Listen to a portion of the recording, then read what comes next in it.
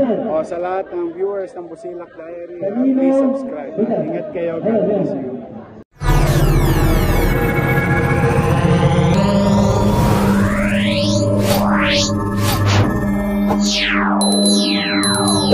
Na parang tumutugyot ulit ang Maynila.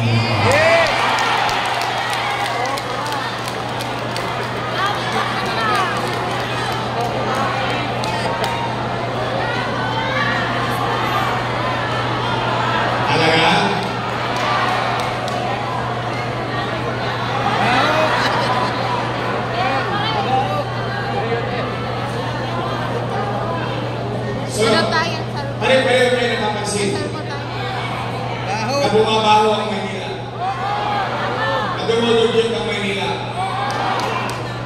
Tay, anong nangyari sa atin? Masyado naman tayo, kung ba tayo mahirap, kung ba tayo squatter, kailangan maging dugyot na tayo. Tay, luminis na yan eh. Bakit pa nila pinalitan? Tay, high school pa lang ako. 1992, panahon ni Mayor Lim, na-resolve pa na ang basura sa Maynila. Ngayon binago-bago nila, ngayon nagkakalat 5-5. Lalo ngayon kapulong atin. Kapulong atin. Nakita nyo? Yung sampol, parang may ibang sinita, bawat kanto. Ano nangyari? Kahit sabi ni Surya. Tay, dati, nung nag-mayor ako, we are number 16 out of 17. Nung umalis ako, naging number 3 tayo sa pag-unlad sa buong Metro Manila. O ngayon, tatatlong taon lang ako nawala. Number 17 na naman tayo. Kulila, hindi po ako may sabi niya. Philippine Statistics Authority.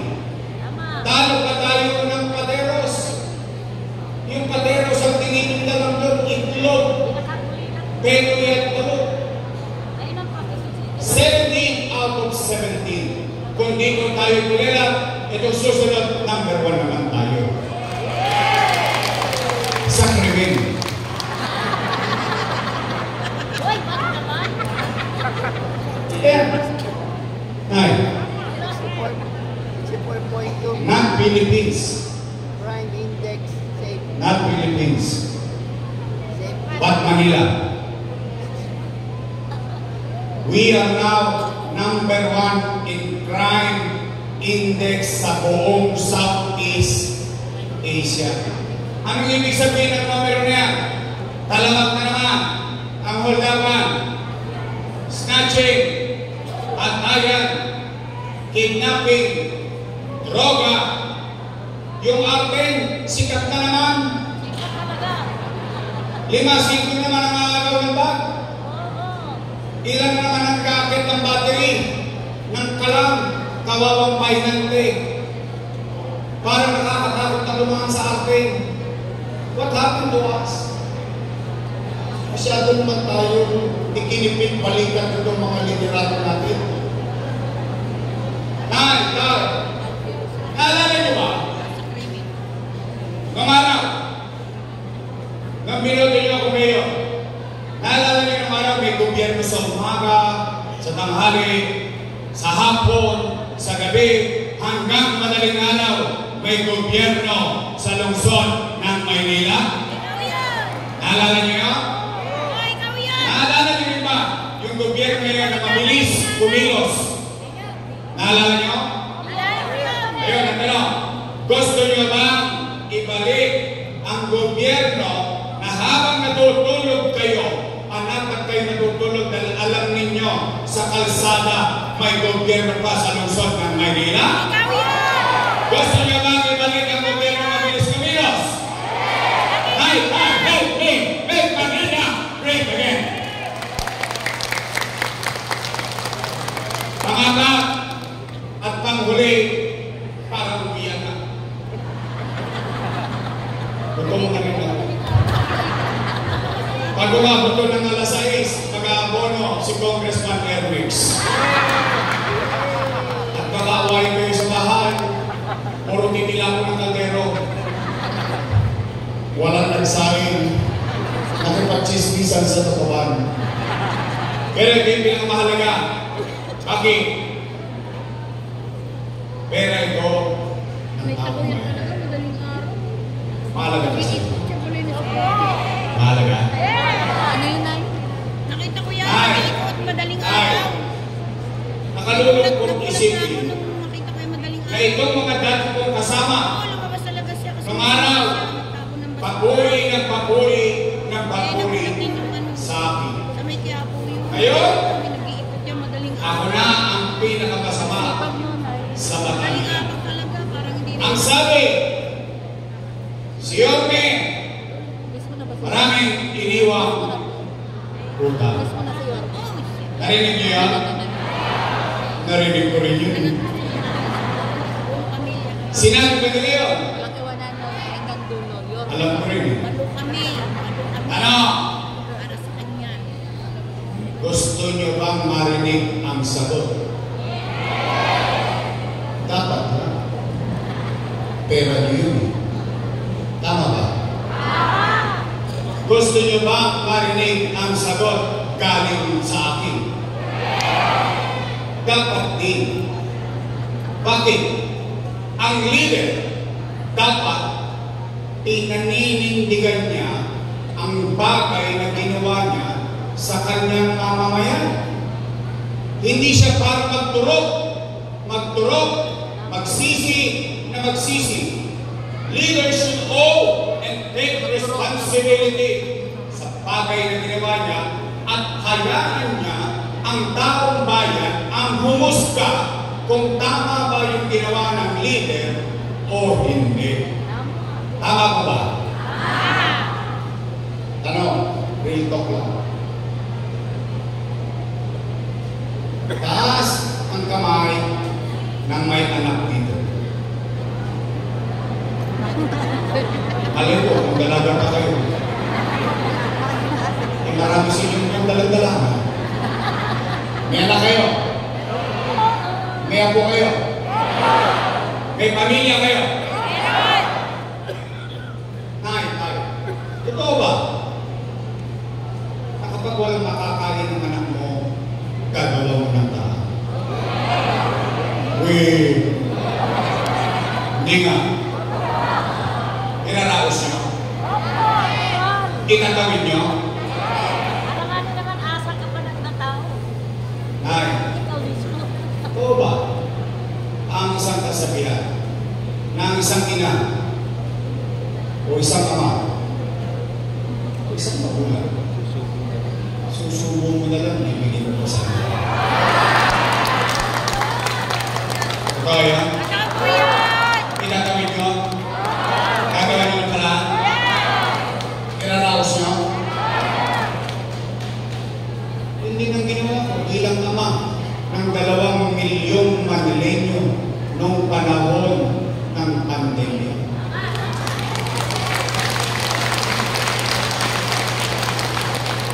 Ay, when you elected me as your mayor in 2019, wala kayong narinig sa akin na sinisi ko yung nakaraan. Na walang iniwang pera sa akin. Wala. Dire-diretso agad ako. Bakit? Ibinutol na ako ng taong bayan eh. Unang-una, hiningi ko sa taong bayan mag-mayor ako. Hindi naman binigay sa akin ng taong bayan yun ang pusa eh. Hiningi ko, binigay ng taong bayan. E di kargo ko na lahat ang responsibilidad doon. Tama ba rin? Hindi para magturo ng magturo. Manisig ang manisig eh. Tama ba rin? Ano mo lang ginawa? Dilinis ko Maynila. Dilinis ko Maynila. Tayo na, inapakan ko sa labas ng City Hall eh. Naalala niyo yun? Umaayos na ang Maynila. Sumusunod na ang taong bayan. Nawawala na ulit ang pagkadugyot ng Maynila. Ang mga Tolonges, takot at takot sa Maynila. Pati Arden. Mind you, you should know better. Alam alam nyo ito dapat. Yung ating tumahimik yan. Noong panahon ko, ayan, si Junior Ibay, pinakuha ko lahat ng mga tulogis doon. Na malaman lamang ko, marami pa doon tayo. Dumadayo sa atin. Umaayos na. Umaayos na tayo, pati negosyante kinausap ko. Ano sabi ko? Patawarin niyo na ang lungsod ng Maynila. Bumalik na kayo rito, magnegosyo kayo. Bakit? Gusto ko magkatrabaho at taumbayan. Up to the point, pati McDonald's, Jollibee, Chowking, Manginasal, napakiusapan ko na pati senior citizen bigyan ng trabaho. Naalala niyo na? PWD, nagkaroon ng trabaho sa Maynila. Lumilipad na tayo, umaangat na tayo, biglang boom, bangga. Pader, nagkapandemya. Nauna ano ba ang nakakapandemya? Anong ginawa? 3 buwan, 3 months, hindi ako umuwi ng bahay. 3 buwan ako natutulog sa City Hall. Nag-aalala ako. Nag-iisip ako, paano ko iraraos ang 2 milyong bibig na umaasa sa kanyang gobyerno? Dahil sa pandemya, wasak ang ekonomiya. Nino? Ng Maynila? Hindi. Ng Pilipinas? Hindi. Ng buong mundo. Walang ekonomiya, walang hanap buhay. Walang hanap buhay, walang trabaho, walang trabaho, walang picha, walang picha, walang chicha. Tama ba rin? Pero, kayo, na mga nangabuhay dito, kayo, testigo kayong buhay at matapos natin kayang sabihin sa buong Pilipinas, noong panahon ng pandemya, walang nagutom sa lungsod ng Maynila. Buwan-buwan, mayaman, middle class, mahirap. Bawat pamilya, hindi bawat bahay. Bawat pamilya may food box. Hindi pa naubos yung food box, dumarating na naman yung food box. Buwan-buwan, tama ba rin? Habang tayo ninaraos ko yung gutom, ano nangyari? Tayo lang. Ito'y itinatampo sa atin ng ibang mayor sa Pilipinas. Bakit? Tanging Maynila lang ang nakabili ng sarili niyang bakuna para maproteksyonan ang mga batang Maynila. 500,000 doses na bakuna. India, nakakaubusan ng oxygen. Pilipinas, nakakaubusan ng oxygen. Maynila, tangke-tangke oxygen ang available sa atin. Tayo lang, may remdesivir, tocilizumab, molnupiravir. 1,000 ang isa, mabuhay lang ang isang pasyente na may COVID-19. 52 days, buong Pilipinas, private hospital, nagkakaubusan ng kama sa ospital, nasa balita araw-araw. Sa Maynila, may itinatag, Manila COVID-19 Field Hospital para sa mga COVID patient ng Maynila. Worth 300 million pesos. Mabuhay lang ang taga Maynila. Habang kinakalat ko sa kanan, yung pangaraw-araw na buhay ng tao, hindi ako nagpapigil sa pangarap ko sa taong bayan, sa pinangako ko sa taong bayan. Kahit may pandemya, itinatag Condominium 1, Condominium 2, Binondominium 1, Pasay Community, San Lazaro Residence, San Sebastian Residence, Pedro Hill Residence. Kahapon, pinamigay na ng administrasyon yung mga condominium unit para sa taong bayan. Pero, yung utang, ako may kasalanan. Yung building, siya raw ang may gawa naman.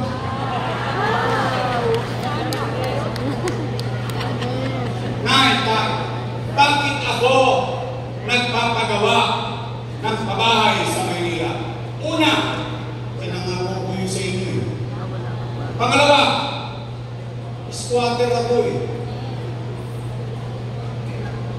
Ilang beses na ba kayong napalayas ng kasera nyo? Dahil wala kayong pambayad ng lupa. Ilang beses na ba kayong na-squat? Tingnan nyo kami sa mabuhay. Yung alaala ng kabataan ko, hindi ko na nakita ang kalsada na. Tumayo ka. Kilala nyo? Kasamahan ko ng Baba Joy. O mas kilala niyang Pagpag. Ang boss namin, si Aling Mary. Yan. Anong punto ko? Mahirap maging mahirap. Ano sabi ng nanay ko? Aso ka. Naghahanap ng masisilungan kapag umuulan. Tao pa kaya. Kaya hindi ako nagpapigil. Ayan. Naitatak. Pandemya pa yan. Itinatag Baseco Hospital. Itinatag bagong ospital ng Maynila, 10-story fully air-conditioned public hospital. Ang pinagtataka ko lang, 3 taon ko lang binili yung MRI machine, yung CT scan machine. Bakit hindi pa rin nagagamit ng taong bayan sa lungsod ng Maynila? Itinatag Albert Elementary School, 10-story fully air-conditioned public school. Itinatag Magsaysay High School. Itinatag Manila Science High School, all 10-story fully air-conditioned public school. Itinatag, punta lang kayo sa Saragosa, makikita nyo na sa Delpan Saragosa, Rosauro Almario Elementary School. Dahil pa ang Holy Child. Tama. Tanong, Yorme, saan mo kinuha yung pera niya? Sagot, ano, may puto ko lang nito? Hindi. Ginawa ko na para. Hindi ako nagpaawa. Kanina ba nangutang, Yorme? Sa gobyerno. Ang labo mo naman kausap, Yorme. Amerika nangutang, Pilipinas nangutang, Maynila nangutang sa Pilipinas. Opo. Bakit? Sino ang may-ari ng Land Bank of the Philippines? Gobyerno. Sino may-ari ng Development Bank of the Philippines? Gobyerno. Madaling salita, imumuestra ko para mas madaling maintindihan. Itong ulo ko, hanggang pa, yung buong katawan ko, yan ang gobyerno. May dalawang bulsa. Isa sa wakali, isa sa nangka. Sa kaliwa, National Government Financial Institution. Ano yun? Nasa loob, Land Bank of the Philippines, Development Bank of the Philippines. Punong-puno, siksik-liklik, umaapaw pa, pera ng bangko ng gobyerno. Sa kanan, City of Manila, Alaus. Ano ang ginawa ng ama ng Maynila? Dumukot sa kaliwa, inilipat sa kanan para makaraos ang bata ng Maynila.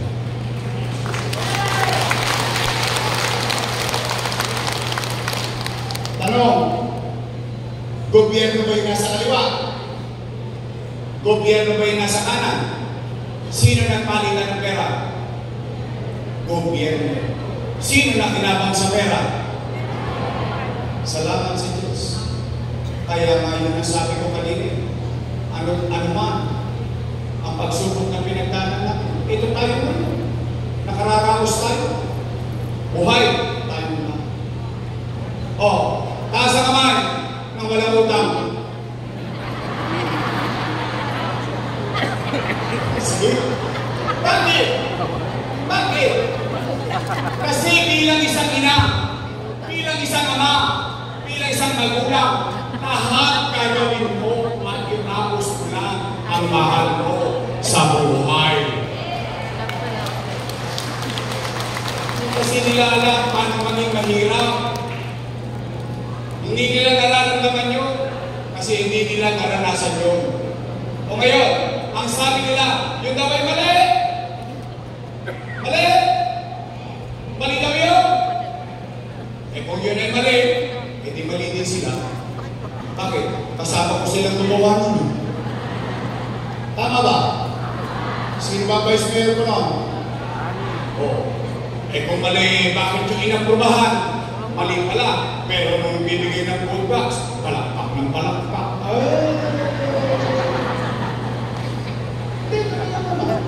O kaya na, pwede ba ako makisuyo sa inyo? Pwede? Kasi